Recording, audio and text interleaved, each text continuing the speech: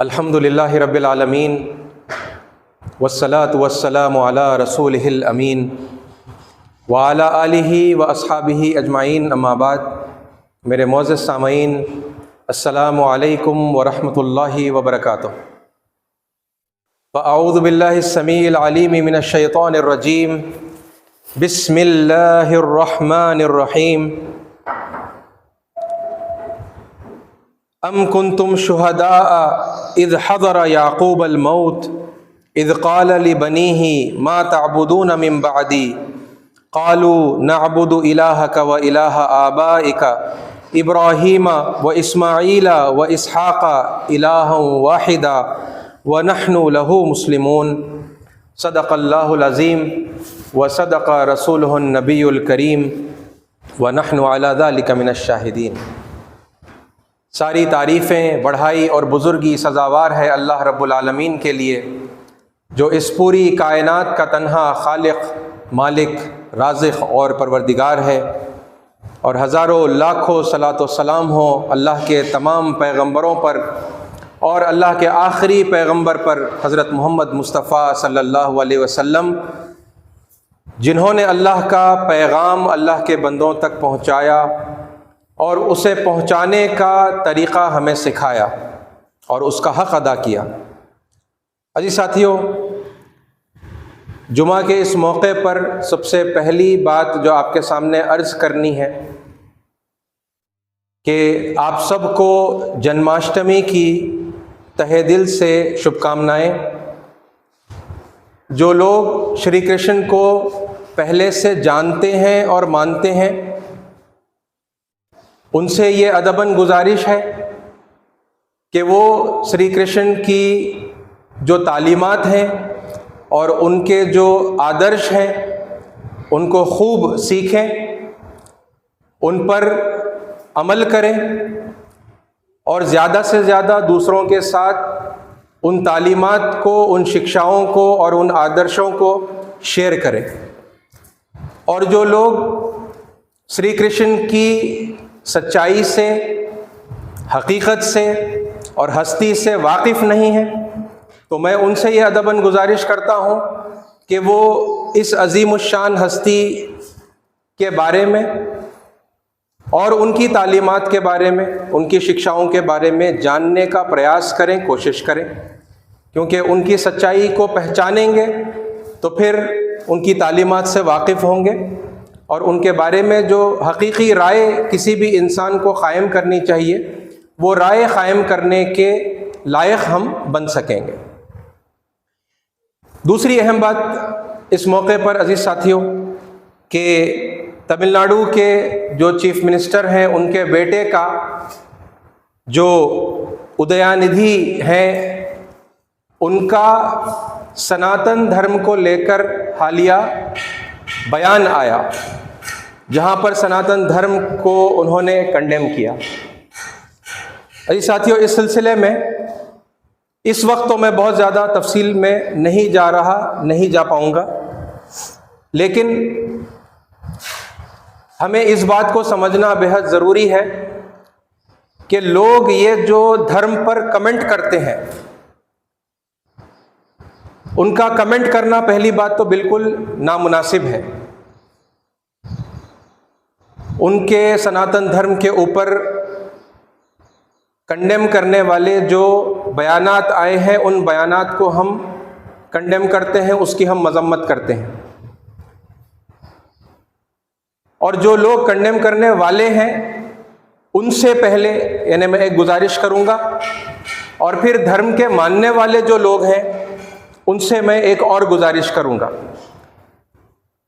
اور دراصل پہلی گزارش تو دھرم کے ماننے والوں سے کرنے کی ہے کہ دیکھیے، جو لوگ کنڈیم کر رہے ہیں وہ دراصل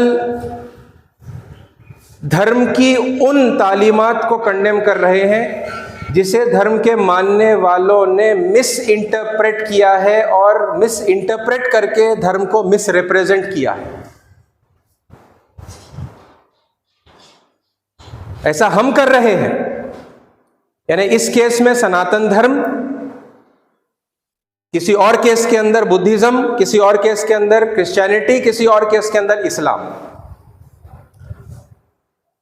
ہم اگر کہیں پر جانے انجانے میں، اور ہم انجانے ہی میں ایسا ہوا مان کر چلیں گے، ٹھیک ہے، کہ غلطی سے کوئی مس انٹرپریٹیشن ہو گیا،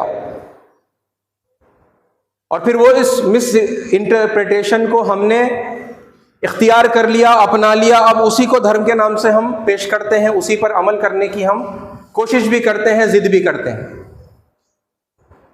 تو یہ جو کسی کو کرٹیسائز کرنے کا موقع ملا تو وہ ہمارے مس انٹرپریٹیشن کی اور مس ریپریزنٹیشن کی وجہ سے ملا۔ یہ وہ غلطی ہے جو دھرم کے ذمہ داروں کو اور دھرم کے ہر ماننے والے کو ٹھیک کرنے کی ضرورت ہے، کیونکہ جب تک ہم اس مس ریپریزنٹیشن کو اور مس انٹرپریٹیشن کو پکڑ کے رکھیں گے، اس پر ضد کرتے رہیں گے، تو پھر لوگ اس طرح کرٹیسائز کرتے رہیں گے۔ رہی بات کرٹیسائز کرنے والوں کی، جو کوئی کرٹیسائز کرتا ہے تو انہیں چاہیے کہ جو غلطی ہے اسے کرٹیسائز کرے، یعنی سناتن دھرم کے نام سے جن شکشاؤں کو توڑ مروڑ کر، غلط توجیہ، غلط تشریح پہنا کر ایک غیر انسانی اور ان نیچرل، ان سائنٹیفک ایک میننگ جو دیا گیا ہے، ایک انٹرپریٹیشن جو دیا گیا ہے اور پھر اسے امپلیمنٹ کیا گیا ہے، وہ اس انٹرپریٹیشن کو غلط کہنے کا، اسے کنڈیم کرنے کا پورا حق رکھتے ہیں۔ لیکن کچھ لوگوں کی اس مس ریپریزنٹیشن اور مس انٹرپریٹیشن کی وجہ سے، غلط توجیہ تشریح کی وجہ سے دھرم کو غلط کہہ دینا، یہ ٹھیک نہیں ہے، ٹھیک ہے۔ تو جی ساتھیوں، یہ دونوں طرف سے یعنی ہمیں بیلنس پر آنے کی ضرورت ہے، ٹھیک ہے۔ اس طرف ایک ایکسٹریم میں چلے جانا ہے نا، غلط یعنی دھرم کی غلط توجیہ تشریح کر دینا اور پھر اسی پر جو ہے اڑ جانا، اور اس کے ان سائنٹیفک اور ان نیچرل ثابت ہو جانے کے باوجود اور ان ہیومن یعنی غیر انسانی ثابت ہو جانے کے باوجود اس کے ساتھ جو ہے چمٹے رہنا، یہ دھرم والوں کی زیادتی ہے۔ اور ادھر کمپلیٹ یعنی دھرم کی تمام شکشاؤں کو دیکھے بغیر دھرم ہی کو جو ہے کنڈیم کر دینا، یہ کنڈیم کرنے والوں کی زیادتی ہے۔ دونوں کو جو ہے بیلنس کی طرف آنے کی ضرورت ہے۔ اور عزیز ساتھیوں، میں یہ پہلے بھی کہہ چکا ہوں، بار بار کہہ رہا ہوں، اس موقع پر بھی کہہ رہا ہوں، یہ دیکھیے قرآن میں کہا گیا ہے ذالک الدین القیم، وہی سناتن دھرم۔ یہ جو محمد صلی اللہ علیہ وسلم پیش کر رہے ہیں یہ کوئی نیا دھرم نہیں ہے، بلکہ یہ کیا ہے؟ یہ وہی سناتن دھرم ہے۔ تو اگر کوئی سناتن دھرم کو کنڈیم کرتا ہے تو وہ دراصل اسلام کو بھی کنڈیم کر رہا ہے۔ جو لوگ اس بات کو نہیں سمجھتے، جو مسلمان اس بات کو نہیں سمجھتے، اور پھر دوسرے بھی، وہ جو کرسچن ہیں یا کوئی اور یعنی ریلیجن کے ماننے والے ہیں، وہ لوگ جو اس بات کو نہیں سمجھتے اور اگر وہ خوشیاں منا رہے ہیں کہ دیکھو سناتن دھرم پر کیسا یعنی کرارا ایک اٹیک ہوا اور کیسے کنڈیم کر دیا گیا، یعنی ہم تو اچھے ہیں، سناتن دھرم کو جو ہے بالکل یعنی دبا دیا گیا، اس کو یعنی بدنام کر دیا گیا، اور اس بدنام کرنے میں دیکھو لوگ کہہ رہے ہیں، ہم جو کہہ رہے تھے وہ لوگ بھی کہہ رہے ہیں، ہے نا۔ اس طرح کا ایٹیٹیوڈ رکھنے والے دراصل دھرم کو ٹھیک سے نہیں سمجھتے، ٹھیک ہے۔ انہیں اس بات کو سمجھنا چاہیے کہ دھرم ہمیشہ سے ایک ہی رہا ہے نا، یعنی اللہ نے، پرمیشور نے، گاڈ نے، یہوہ نے جب اس پرتھوی پر، اس دنیا میں انسانوں کو جب بھیجا ہے نا، انسانوں کو جب یہاں پر بسایا اور زندگی گزارنے کے لیے رکھا یہاں پر ہے نا، امتحان کے لیے، تو شروع سے ہی اللہ تعالیٰ نے زندگی گزارنے کا طریقہ لوگوں کو بتایا ہے، یعنی شروع سے ہی دھرم دے دیا گیا، اور وہ جو ڈے ون سے دیا گیا ہے، بار بار انسانیت کی تاریخ میں جب جب لوگوں نے اسے بھلا دیا، گما دیا ان شکشاؤں کو، یا مکس کر دیا حق اور باطل کو، ستیہ کو اور استیہ کو، لوگوں نے جو ہے خلط ملط کر دیا، تو پھر اسے رینیو کرنے، اسے پاک کرنے، دھرم کی سچی تعلیمات کو دوبارہ سے انسانوں کے سامنے پیش کرنے کے لیے، جو کچھ گم گیا ہے اسے بھی یاد دلانے کے لیے، جو کچھ چھپا دیا گیا ہے اسے لوگوں کے سامنے کھول کر بیان کرنے کے لیے، جو مکس اپ ہو گیا اسے چھانٹ کر باطل کو باطل یعنی ناحق کو ناحق اور حق کو حق بتا کر لوگوں کے سامنے دوبارہ پیش کرنے کے لیے بار بار رشی بھیجے گئے، بار بار پیغمبر اور انبیاء بھیجے گئے، اور سب نے آ کر اسی دھرم کی سچی تعلیمات کو لوگوں کی اپنی زبانوں میں ہے نا ان کو جیسے سمجھ میں آتا وہ ان کے سامنے جو ہے یاد دہانی بار بار پیش کی گئی. ٹھیک ہے, تو یہ بات جو لوگ سمجھتے ہیں, جو مسلمان اس بات کو سمجھتے ہیں, تو پھر سناتن دھرم پر اگر اٹیک ہوتا ہے تو پھر انہیں اس بات کا دکھ ہونا چاہیے اور اس کی کلیریفیکیشن کے لیے ہے نا اس کی صحیح توجیہ تشریح کے لیے انہیں کھڑے ہو جانا چاہیے. اور بالکل ایسے ہی کرسچینٹی کے لیے بھی کرنا چاہیے, کیونکہ یہ اگرچہ ایک الگ نام اختیار کر چکا ہے, ایک الگ آئیڈینٹی ہے, لیکن یہ کچھ اور نہیں ہے بلکہ وہی سناتن دھرم ہے جو جیزس نے, عیسیٰ علیہ السلام نے یاد دلایا. اور وہ جو آج اسلام کہلاتا ہے عربی میں ہے نا, سمرپن کر دینا اس پرمیشور کے آگے, اسی کو عربی میں اسلام کہتے ہیں ہے نا. تو یہ آخری مرتبہ جب یاد دلایا گیا تو محمد صاحب نے کوئی نیا دھرم کی استھاپنا نہیں کی ہے نا, کوئی نیا دین اسٹیبلش نہیں کیا, بلکہ کہا, بار بار کہا قرآن مجید میں یہ سینکڑوں بار ہے نا یہ بات, اور اس انداز میں یا کوئی مختلف انداز میں جو ہے بار بار بتائی گئی کہ ذالک الدین القیم, وہی سناتن دھرم ہے نا, وہی دھرم جو صدا سے سیدھا چلا آ رہا, جس کا سلسلہ کبھی نہیں ٹوٹا, وہی ٹھیٹ سیدھا دین ہے نا. یہ کہہ کر جو ہے اسلام کی تعلیم جو ہے پیش کی گئی. بھائی ساتھیو, یہ دوسری بات تھی جو اس موقع پر رکھنا آپ کے سامنے ضروری تھا, کیونکہ ہمارا ایک سلسلہ چل رہا ہے نا, کچھ باتوں پر ہم غور و فکر کر رہے ہیں, اور کلیئرٹی آنے کے بعد یعنی ہم بہتر طریقے سے اپنے سارے لوگوں کے ساتھ میں, اپنی ہندو قوم کے ساتھ میں, انڈیا میں رہنے والے جو لوگ ہیں اور پھر جہاں پر بھی دنیا میں جو لوگ بھی رہتے ہیں, وہ اپنی اپنی قوموں کے ساتھ میں مناسب اور صحیح رشتہ دوبارہ سے جوڑ سکیں ہے نا. جو خون کی بنا پر ہے وہ خون کا رشتہ بھی ہم جوڑ سکیں, اور جو دین کی دھرم کی بنا پر جو رشتہ ہے اسے بھی ہم جوڑ سکیں. اسی سلسلے میں ہم بات کر رہے ہیں ہے نا. تو اس سلسلے کی مطلب پھر کچھ آگے کی باتیں ابھی میں آپ کے سامنے پیش کرنے جا رہا ہوں. اور یہ آج کے خطبے کا یعنی تیسرا یعنی پہلو یا تیسرا موضوع بن جاتا ہے, جو پھر آپ اگر یعنی کمپلیٹلی ڈیٹیل میں سمجھنا چاہتے ہیں تو پچھلے خطبوں کی جو سیریز ہے اس کو اگر آپ دیکھتے ہوئے آئیں گے تو پھر آج کی اور پھر آگے کی جو بات ہے ٹھیک ہے وہ اور زیادہ بہتر طریقے سے انشاءاللہ ہمیں سمجھ میں آئے گی. دیکھیے, پچھلے کچھ جمعوں میں میں نے آپ کے سامنے, 2 جمعوں میں بالخصوص, من چاہی طریقہ دعوت کے بارے میں بات کی. یعنی لوگ سچائی کی طرف دوسروں کو دعوت دے رہے ہیں, بلا رہے ہیں, لیکن اس بلانے کا جو طریقہ لوگوں نے اختیار کر لیا ہے وہ طریقہ من چاہی طریقہ ہے, جیسا دل میں آیا, جیسا ہمیں اچھا لگا یا ہمیں لاجیکل لگ گیا ہے نا, تو ہم نے اسے اختیار کر لیا.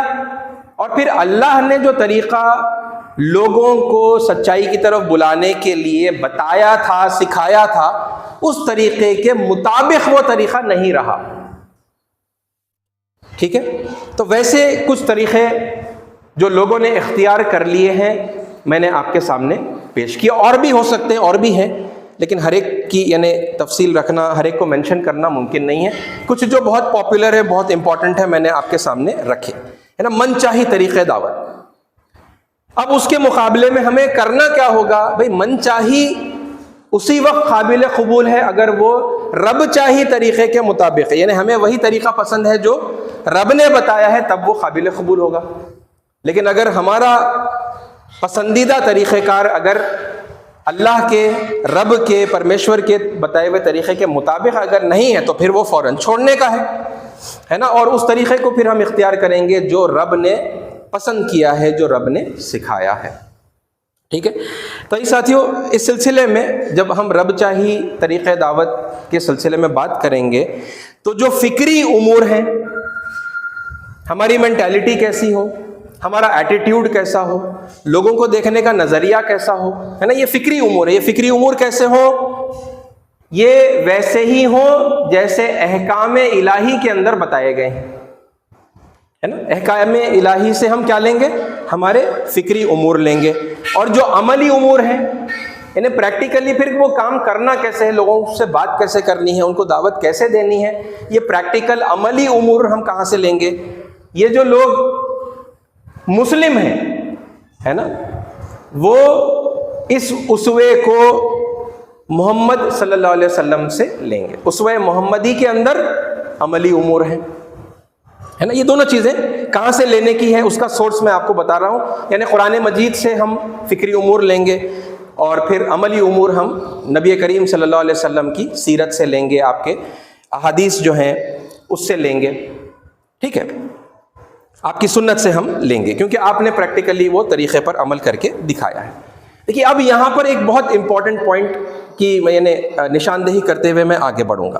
دیکھیے قرآن مجید ہمیں نسلی اور رسالت کے دو سلسلے بتا رہا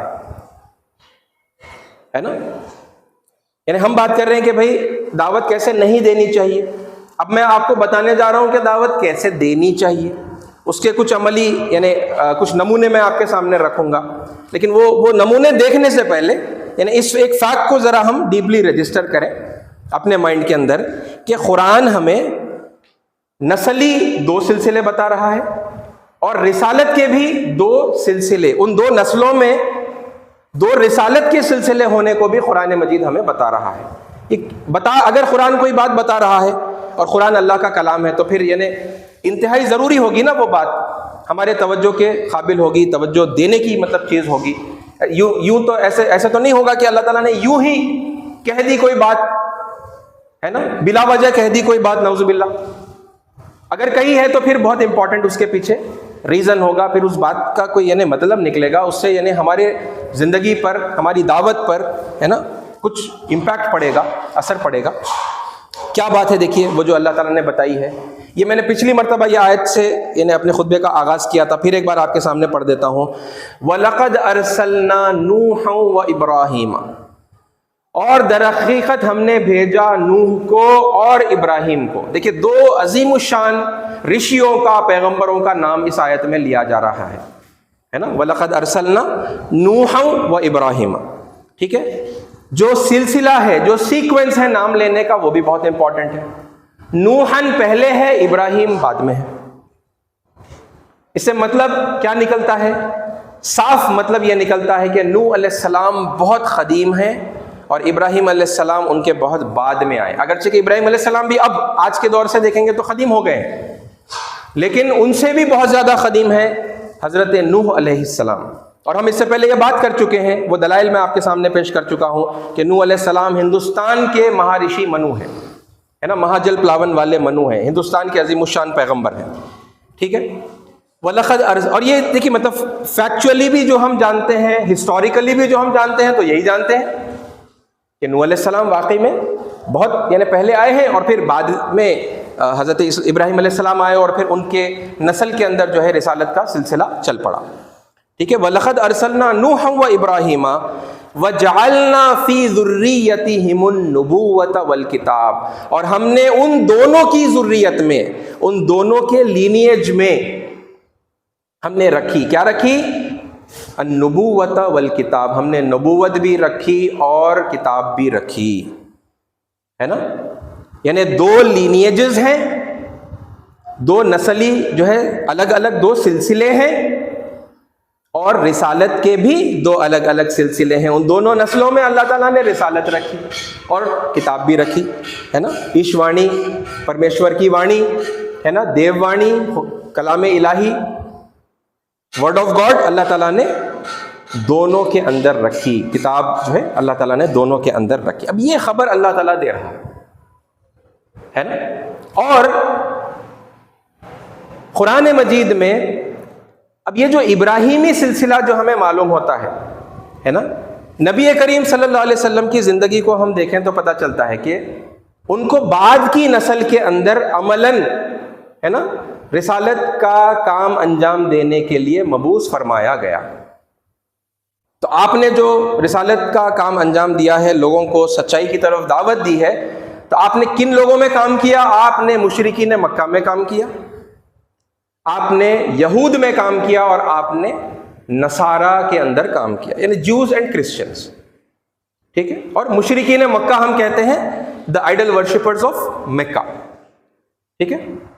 تو یہ تین مذہبی گروہ ہیں جن کے اندر اللہ کے نبی صلی اللہ علیہ وسلم نے عملاً دعوتی کام، عملاً اپنا کار رسالت جو ہے انجام دیا ہے، اگرچہ کہ آپ سارے جہان کے لیے بھیجے گئے ہیں، ہے نا، سارے انسانوں کے لیے بھیجے گئے ہیں، مگر آپ نے عملاً کام یہیں پر کیا۔ کون سی نسل میں؟ بعد کی نسل میں۔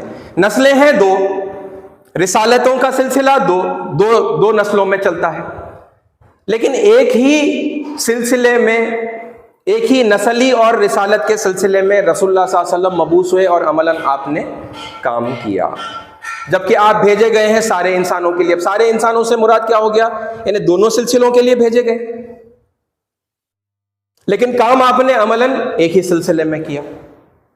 ٹھیک ہے، تو اب ہم کیا کریں گے؟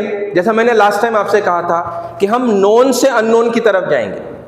بھئی جس نسلی اور رسالت کے سلسلے میں رسول اللہ صلی اللہ علیہ وسلم نے پریکٹیکلی کام کیا، وہ پہلے ذرا سمجھ لیں کہ کیسے کیا، کیونکہ وہ جو نام ہیں وہ قرآن میں آئے ہیں، وہ کتابوں کے نام بھی قرآن میں آئے ہیں، وہ جو پیغمبر ہیں ان کے بارے میں اب اور کوئی شک کی گنجائش نہیں ہے، ڈیفینیٹلی وہ لوگ اللہ کے رسول ہیں، کیونکہ اللہ تعالیٰ نے ان کی خبر دی ہے قرآن میں۔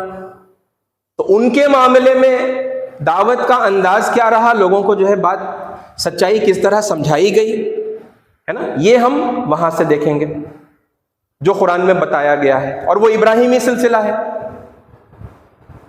وہ سمجھنے کے بعد میں پھر ہم وہاں جائیں گے کہ بھی اللہ خبر دے رہا ہے کہ ایک اور سلسلہ ہے، وہ نوحی سلسلہ ہے، نوح علیہ السلام کی نسل ہے، وہاں پر بھی ان کی اولاد میں بھی ہم نے، ان کی ذریت میں بھی ہم نے نبوت بھی رکھی اور کتاب بھی رکھی۔ وہ کون سا ہے؟ وہاں کون سے جو ہے پیغمبر آئے ہیں، وہاں کون سی کتابیں جو ہے نازل ہوئی ہیں، اور پھر طریقہ کیا ہوگا ان کو دعوت دینے کا؟ طریقہ تو وہی ہوگا جو رسول اللہ صلی اللہ علیہ وسلم نے ہمیں بتایا ہے نا۔ یہ ہے نا، یہاں سے نون سے ہم ان نون کی طرف، ابراہیمی ایگزامپلز جو ہے ہم دیکھیں گے قرآن سے، اور پھر نوحی جو ہے ان کے بارے میں آگے کا پھر ہم ڈسکشن کریں گے۔ اچھا، اب یہاں پر ذرا دیکھیں، اب محمد صلی اللہ علیہ وسلم، دیکھیے آپ وہ سین امیجن کریں، آج سے 1450 برس پہلے یا اس کے آس پاس کے یعنی کہ ٹائم فریم کے اندر آپ جائیں اور امیجن کریں کہ اب محمد صلی اللہ علیہ وسلم ہیں، پروفٹ محمد ہیں، ٹھیک ہے، وہ بات کر رہے ہیں مشرکین مکہ سے۔ مکہ کے اندر آئیڈل ورشپرز تھے، مشرکین مکہ ان کو کہا جاتا ہے نا۔ وہ اللہ کے علاوہ، اللہ کو بھی مانتے تھے وہ، لیکن اللہ کے علاوہ انہوں نے بہت سارے بت بنا لیے تھے، اور وہ ان بتوں کی بھی پوجا کرتے تھے، پرستش کرتے تھے ہے نا، اور یہ کہتے تھے کہ بھئی یہ وہ بت ہیں جو ہمیں اللہ سے خرید کرتے ہیں، یہ ہماری سفارش کر دیں گے، ٹھیک ہے۔ تو گویا کہ خدائی میں وہ ان بتوں کو جو ہے شریک کرتے تھے۔ ان کے سامنے جب ایک رب کی، ایک اللہ کے ہونے کی، معبود کی حیثیت سے جو ہے، جب نبی کریم صلی اللہ علیہ وسلم نے، حضور محمد صلی اللہ علیہ وسلم نے جب یہ بات پیش کی کہ بھئی عبادت تو بس اسی کی ہوگی اور اس کے علاوہ کسی اور کی عبادت نہیں ہوگی۔ دیکھیے یہاں پہ آدر، رسپیکٹ، تعریف، تقلید، وندنا کی بات نہیں ہو رہی ہے نا، یہاں بات ہو رہی ہے عبادت کی، کہ عبادت یعنی اپاسنا۔ اگر سنسکرت کا آپ ایکچوئل اگر ورڈ دیکھیں گے، جو ایکویولنٹ ورڈ ہے عبادت کے، وہ کیا ہے؟ اپاسنا۔ تو اپاسنا صرف اس ایک کی ہوگی، اس ایک کو کچھ لوگ پرمیشور کہتے ہیں، کوئی یہوہ کہتے ہیں، کوئی واحد گرو کہتے ہیں، کوئی گاڈ کہتے ہیں۔ مشرکین مکہ خود اس ذات کو اللہ کہتے تھے۔ تو وہ ذات جسے مشرکین مکہ پہلے سے جانتے ہیں، اس کے بارے میں یہ کلیئرٹی جب محمد صلی اللہ علیہ وسلم پیش کر رہے ہیں کہ بھئی اپاسنا اسی کی ہوگی، تو مشرکین مکہ نے جو اپنے آپ کو ابراہیمی کہتے تھے، ہم ابراہیم کی اولاد ہیں، اس بات کا بڑا گرو تھا، غرور تھا ان بات کو کہ ابراہیم ہمارے جد امجد ہیں۔ دیکھیے ان سب باتوں کو اپنے ذہن میں رکھیے، ہے نا، ابراہیم کو بھی مان رہے ہیں علیہ السلام، اللہ کے بارے میں بھی معلوم ہے، کوئی غیر مانوس شخصیت نہیں ہے جس کو وہاں پر پہلی مرتبہ محمد صلی اللہ علیہ وسلم انٹروڈیوس کر رہے ہیں۔ یہ کہنے کے باوجود، یہ سب جاننے اور ماننے کے باوجود، ابراہیم علیہ السلام کو بھی مانتے ہیں، اللہ کو بھی جانتے ہیں، لیکن پھر بھی وہ شرک کر رہے ہیں۔ اور جب ان سے محمد صلی اللہ علیہ وسلم کہہ رہے ہیں کہ نہیں، سب کی بندگی، سب کی عبادت چھوڑ دو، بس اب عبادت بس اسی ایک کی ہوگی، یعنی کہ قانون کا پالن اسی ایک کے قانون کا پالن ہوگا۔ تو آپ جانتے ہیں مشرکین مکہ نے محمد صلی اللہ علیہ وسلم کو کیا کہا؟ ان کو ایک لقب انہوں نے دیا، کہا کہ تم صابی ہو گئے ہو. محمد صلی اللہ علیہ وسلم کو کہا کہ تم صابی ہو گئے. لوگوں سے کہنے لگے کہ یہ صابی ہے. صابی کا مطلب کیا ہے؟ روایتی دین سے بھٹکا ہوا، باپ دادا کے دین سے بھٹکا ہوا. انہوں نے یہ الزام رکھا پروفیٹ محمد صلی اللہ علیہ وسلم، یہ ہمارے باپ دادا کے دین سے بھٹک گیا ہے. صابی، وہ لقب انہوں نے جو ہے، وہ نام، وہ لیبل انہوں نے استعمال کیا، صابی. اب چونکہ انہوں نے محمد صلی اللہ علیہ وسلم کو ریجیکٹ کیا، یعنی آپ کی ایک ایشور واد کی دعوت کو بھی ریجیکٹ کیا اور آپ کی رسالت کو بھی انہوں نے ریجیکٹ کیا، تو لہٰذا اب جواب میں کیا کہا گیا ہے نا؟ اب جواب میں محمد صلی اللہ علیہ وسلم سے کیا کہلوایا گیا مشرکین مکہ سے، اس کا ایک ایگزامپل، ایک اداہرن میں ابھی آپ کے سامنے رکھنے جا رہا ہوں. یہ دیکھیے ان کا اعتراض، الگ الگ الفاظ میں مشرکین مکہ کے اعتراض قرآن مجید میں ریکارڈڈ ہے. ٹھیک ہے، اس میں سے ایک میں آپ کے سامنے پیش کر رہا ہوں. بل قالوا انا وجدنا آباءنا علی امۃ وانا علی آثارہم مہتدون. بلکہ انہوں نے کہا، یعنی دعوت وہاں سے دے دی گئی، محمد صلی اللہ علیہ وسلم نے توحید، ایک ایشور واد کے بارے میں ان کے سامنے بات بتائی، سچائی بتائی کہ دیکھو اسی کی اپاسنا کرو، ہے نا؟ کیوں؟ کیونکہ اس ایک کی قانون کے مطابق آ جائیں گے تو اپنے لیے بھی اور دنیا کے سارے انسانوں کے لیے بھلا چاہنے والے، بھلا کرنے والے بن جائیں گے، ہے نا؟ انسانیت آ جائے گی. اسی لیے اور پاپوں سے اور برائیوں سے، لوگوں کو نقصان پہنچانے سے دور ہو جائیں گے. یہ اصل یعنی الٹیمیٹ جو ہے یعنی پرپس ہے. خدا کو جاننا کیوں ہے؟ کیونکہ ہم ایک اچھے انسان بنے، ہے نا؟ اس دنیا میں اچھے انسان بن کے زندگی گزاریں. اب یہ لوگ یہ دعوت ان کو دی گئی تو اب یہ پلٹا کر جواب دے رہے ہیں. بلکہ انہوں نے کہا، بل قالو، کیا کہا؟ انا وجدنا آباءنا، ہم نے اپنے باپ دادا کو پایا، علی امتن، ایک طریقے پر. کون سے طریقے پر؟ اب وہ انسسٹ کر رہے ہیں کہ بھائی بت پرستی، ہمارے بہت سارے جو ہے دیوی دیوتا ہیں، ہم نے اسی طریقے پر اپنے باپ دادا کو پایا ہے. وَإِنَّا عَلَىٰ آثَارِهِمْ مُهْتَدُونَ، اور ہم ان کے نقش قدم پر ہی چلنے کو ہدایت سمجھتے ہیں، ہم تو ویسا ہی کریں گے، دیٹ از دا گائیڈنس. یہ ان کا آبجیکشن آ رہا ہے. جیسے ہی ان کا یہ آبجیکشن آیا، آبجیکشن قرآن میں کوٹ کیا گیا، اور پھر اس آبجیکشن پر ایک تبصرہ کیا اللہ تعالیٰ نے. کیا ہے؟ دیکھیے وہ تبصرہ، وَكَذَلِكَ مَا أَرْسَلْنَا مِن قَبْلِكَ فِي قَرْيَةٍ مِّن نَذِيرٍ، اور جب کبھی بھی ہم نے کسی بھی بستی میں آپ سے پہلے، اے محمد صلی اللہ علیہ وسلم آپ سے پہلے ہم نے کسی خبردار کرنے والے کو جب بھیجا تو یہی ہوا. إِلَّا قَالَ مُتْرَفُوهَا، تو اس قوم کے جو مترفوہا، دھرم کے ٹھیکیدار جو تھے، سب نہیں، کنہوں نے؟ دھرم کے ٹھیکیداروں نے، انہوں نے کہا، اللہ قال مترفوہا، کہ دھرم کے ٹھیکیداروں نے کہا کہ انا وجدنا آباءنا علی امۃ وانا علی آثارہم مقتدون، کہ ہم نے اپنے باپ دادا کو ایک طریقے پر پایا ہے اور ہم تو بس اسی طریقے کی پیروی کریں گے. یہ ہمیشہ ہوا. جب بھی کسی بستی میں ڈرانے والے کو، خبردار کرنے والے کو ہم نے بھیجا، اے نبی آپ سے پہلے، تو اس بستی کے جو ہے، جو ویلدی لوگ، انفلوئنشل جو لوگ تھے، پاورفل جو لوگ تھے، ہے نا، کی پوزیشن ہولڈر جو تھے، انہوں نے کہا کہ ہم، یعنی تم ہمارے طریقے سے، باپ دادا کے طریقے سے تم بھٹک گئے، ہم اپنے باپ دادا کے طریقے پر ہی چلیں گے، ہم نے ایک طریقہ پایا ہے اپنے باپ دادا سے، ہم اسی پر جو ہے قائم رہیں گے، اسی کی پیروی کریں گے. قالا، ابھی تبصرہ چل رہا ہے، قالا اولو جئتکم باہدی مما وجدتم علیہ آباءکم. وہ جو ڈرانے والے آئے تھے انہوں نے ہمیشہ یہی کہا کہ اگر میں تمہارے پاس ایک ایسی چیز لے کر آؤں جو زیادہ مناسب ہے، اصل ہدایت ہے، اس سے بھی جس پر تم نے اپنے باپ دادا کو پایا تھا، انہیں better guidance, I have come with a better guidance. Will you not follow me even if I give you better guidance than what you found your forefathers upon؟ آپ نے اپنے باپ دادا کو جس ہدایت پر یا جس طریقے پر پایا، اس سے جو ہے بہتر ہدایت اگر میں آپ کے سامنے پیش کروں تب بھی آپ نہیں مانیں گے؟ قالوا انا بما ارسلتم به کافرون، تو انہوں نے کہا کہ تم جس چیز کے ساتھ بھی بھیجے گئے ہو ہم اسے نہیں مانتے، ہم اس کا انکار کرتے ہیں، ہم اس کے کافر ہیں۔ فانتقمنا منہم، بس ہم نے ان سے انتقام لے لیا، ہم نے یعنی انہیں سزا دے دی گئی۔ فانظر کیف کان عاقبۃ المکذبین، پس دیکھ لو پھر کہ جھٹلانے والوں کا کیسا انجام ہوا۔ پچھلی جو بیتی ہوئی قومیں ہیں ہے نا، ان کو کیسے عذاب کے ذریعے سے ہلاک کر دیا گیا، سزا دی گئی اسی دنیا میں رہتے ہوئے، کیونکہ پیغمبر ان کے پاس آ گئے تھے ہے نا۔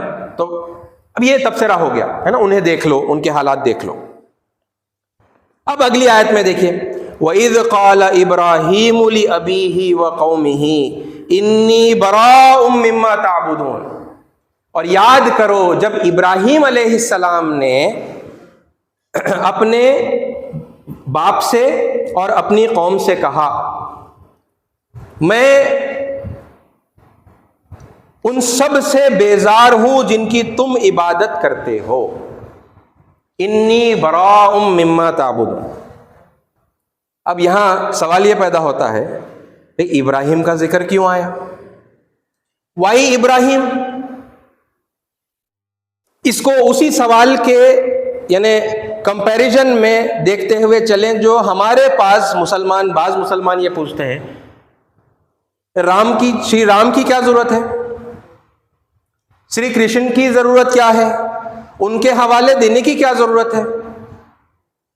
یہی سوال۔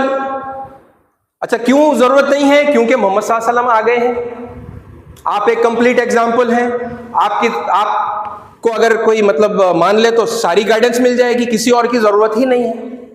اور قرآن آ گیا ہے، اور قرآن اللہ کا آخری کلام ہے، اور اس میں بھی کمپلیٹ گائیڈنس ہے، تو پھر یعنی بس قرآن کو مان لینا کافی ہے، محمد صلی اللہ علیہ وسلم کو مان لینا کافی ہے۔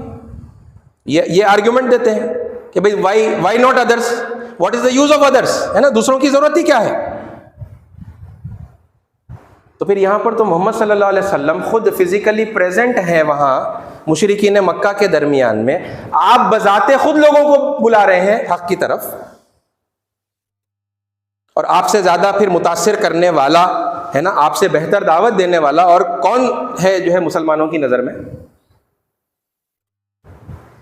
اور یہاں پر اللہ تعالیٰ مشرکین مکہ کے لیے محمد صلی اللہ علیہ وسلم پر یہ اپنا کلام نازل کر رہا ہے اور کہلوا رہا ہے، یاد دلا رہا ہے انہیں، ہے نا۔ یعنی طریقہ کس کا ہوا؟ اللہ نے سکھایا، محمد صلی اللہ علیہ وسلم نے پریکٹیکلی کر کے دکھایا کہ تمہارے باپ کے بارے میں یاد کرو۔ مشرکین مکہ اپنے آپ کو ابراہیم ہی کہتے تھے، ہے نا، ابراہیم علیہ السلام کو اپنا گریٹسٹ فور فادر مانتے تھے، جد امجد مانتے تھے، ابراہیمی ہونے پر بڑا ناز تھا ان کو۔ ان سے کہا جا رہا ہے نا، یہ واقعہ انہیں یاد دلایا جا رہا ہے۔ وَإِذْ قَالَ إِبْرَاهِيمُ لِأَبِيهِ وَقَوْمِهِ إِنِّي بَرَاءٌ مِّمَّا تَعْبُدُونَ۔ یاد کرو جب ابراہیم علیہ السلام نے اپنے باپ اور اپنے بستی والوں سے کہا کہ میں ان سب سے بیزار ہوں جن کی تم بندگی کرتے ہو۔ اگلی آیت، إِلَّا الَّذِي فَطَرَنِي فَإِنَّهُ سَيَهْدِينِ، سوائے اس ذات کے جس نے مجھے پیدا کیا، بس وہی مجھے ہدایت دے گا، فَإِنَّهُ سَيَهْدِينِ، وہی میری ہدایت کرے گا۔ اب یہاں کیا بات آئی کہ وہی بات، ایک ایشور کے، ایک پرمیشور کے ہونے کو محمد صلی اللہ علیہ وسلم ان کے سامنے پیش کر رہے ہیں، ایک اللہ کے ہونے کو، عربی میں اللہ ہم کہتے ہیں، اللہ ایک ہے، اسی کی بندگی کی جو بات ہے وہ محمد صلی اللہ علیہ وسلم ان کو پیش کر رہے ہیں۔ وہ حالانکہ ابراہیم علیہ السلام کو مانتے ہیں، ان کے پیغمبر ہونے کو بھی مانتے ہیں، ہے نا، اس پر غرور بھی ہے، اور وہ اللہ سے بھی واقف ہیں، مگر انہوں نے الزام رکھا کہ یہ ہمارے باپ دادا کے دین سے بھٹک گیا ہے۔ تو پھر اللہ تعالیٰ نے رسول اللہ صلی اللہ علیہ وسلم سے کیا کہلوایا؟ کہاں سے دی دلیل کہ میری بات سچی ہے، میں جو بات پیش کر رہا ہوں کوئی نئی بات نہیں ہے، کوئی پرانی جو پرمپرا ہے وہ پرمپرا سے ہٹ کر نہیں ہے نا، ابراہیم کی تعلیم سے ہٹ کر نہیں ہے میری بات، وہی تو بتا رہا ہوں میں، ابراہیم علیہ السلام کی تعلیمات۔ یاد کرو، یہ واقعہ یاد کرو جب ایسا ہوا تھا، کیونکہ واقعہ ان کو یاد تھا۔ کیا آپ کو قرآن میں یا کہیں پر بھی کسی یعنی اس کے اندر ہے نا جہاں پر ہسٹوریکل انفارمیشن کلیکٹ کیا گیا، جہاں سیرت لکھی گئی، کوئی ایک جملہ کسی عرب کے مشرک کا اس وقت کے ملتا ہے جو جس نے یہ کہا کہ نہیں صاحب، ابراہیم علیہ السلام نے کبھی ایسا نہیں کہا، صحف ابراہیم میں ایسا کچھ بھی نہیں ہے، ابراہیم علیہ السلام بت پرستی ہی کرتے تھے، انہوں نے کبھی ایک اللہ کو نہیں مانا، یا اللہ کو بھی مانتے تھے بتوں کی بھی پوجا کرتے تھے؟ یہ کاؤنٹر آیا؟ کیوں نہیں آیا بھائی یہ کاؤنٹر؟ کیونکہ ایسا کوئی کاؤنٹر ہے ہی نہیں۔ جب ان کو یہ واقعہ یاد دلایا گیا تو ان کو یاد آ گئی بات، ارے ہاؤ، یعنی محمد صلی اللہ علیہ وسلم جو کہہ رہے ہیں یہ تو وہی بات ہے جو ابراہیم علیہ السلام نے کہی تھی، ہمارے باپ ابراہیم علیہ السلام نے، ہمارے ابراہیم علیہ السلام کا جو دین ہے وہی تو بتا رہے ہیں محمد صلی اللہ علیہ وسلم۔ یہ اللہ محمد صلی اللہ علیہ وسلم کے ذریعے سے دلیل دلوا رہا ہے، حق کو ثابت کر رہا ہے۔ کہاں سے؟ ابراہیم علیہ السلام کی سیرت سے، ابراہیم علیہ السلام کے واقعے سے، صحف ابراہیم سے، ہے نا؟ یہ بات کرنے کا طریقہ ہے۔ نون ہستیوں کے بارے میں اب ہم دیکھ رہے ہیں، نون۔ اب ابراہیم علیہ السلام اللہ کے پیغمبر ہیں نہیں ہے، اس میں کوئی کنفیوژن نہیں ہے، کیونکہ اللہ تعالیٰ نے خود بتایا ہے قرآن میں نا۔ اور اگرچہ کہ یہ حقیقت ہے اپنی جگہ پر کہ کعبۃ اللہ کے اندر 360 بت ہیں، ان بتوں میں سے ابراہیم علیہ السلام کا بت بھی ہے، وہاں پر نظر و نیاز ان کے آگے بھی ہو رہی ہے، یعنی مورتی پوجا وہاں پر بھی ہو رہی ہے، بت پرستی وہ بھی ان کا بھی ایک بت ہے۔ اب اگر ان کو اٹیسٹ کریں گے، ان کی تصدیق کریں گے تو پھر کیا ہوگا؟ کہیں لوگ بت پرستی کو ہی ٹھیک سمجھ لیں گے، کہیں لوگوں کو یہ کنفیوژن ہو جائے گا کہ ارے محمد صلی اللہ علیہ وسلم بھی ہماری بت پرستی کو اٹیسٹ کر رہے ہیں، اور وہ بت پرستی پر اور جم جائیں گے۔ یہ ڈر ہمیں لگا رہتا ہے نا۔ کیا ایسا ہوا وہاں پر؟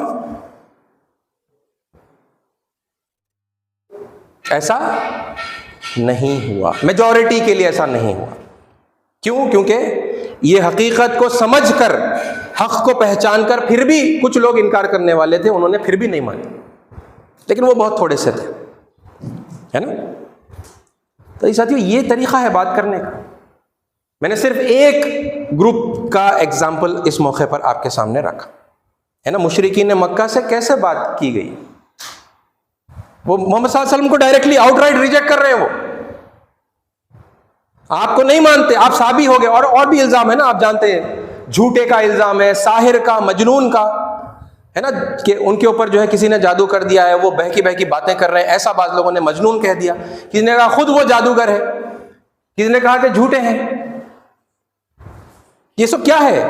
یعنی آپ کی بات کو ریجیکٹ کر رہے ہیں وہ لوگ، جب آپ ہی کو بذات خود وہاں موجود ہونے کے باوجود ریجیکٹ کر دیا گیا، تب اللہ تعالیٰ کیا کر رہا ہے؟